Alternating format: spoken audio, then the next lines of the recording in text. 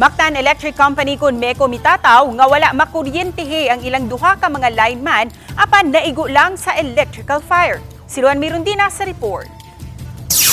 Gikonpirmar sa Senior Vice President ug General Manager sa MECO, Engineer Gilbert Pagobo, nga nag-ayo sila sa mga loose contact sa linya sa kuryente niadtung Biyernes sa hapon.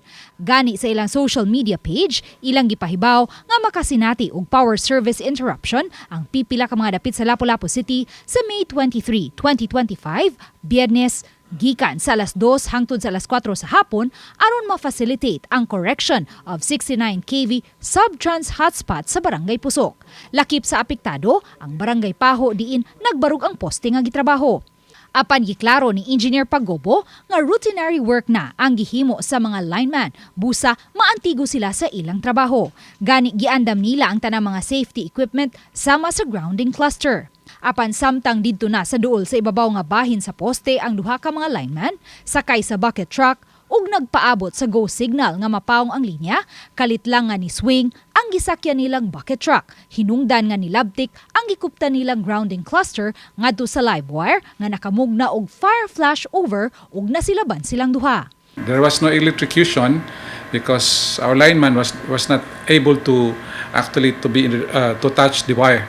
It was just the conductors, the grounding cluster swinging to the wire that caused the fire.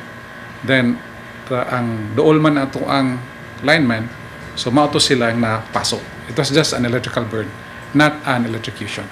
Giimbestigahan karon sa MECO kung human error ba ang nahitabo, ilabi na sa habig sa operator sa bucket truck o may nahitabong pressure loss sa hydraulics. That actually we're doing an investigation because they're saying it's a pressure loss. It's a pressure loss from the hydraulics because the booms are actually is very dependent on hydraulics. So it's a pressure loss on the hydraulics, that's why ni tilt ang bucket truck. Was it an error on the operator? Because the bucket truck can be operated in 2 points man.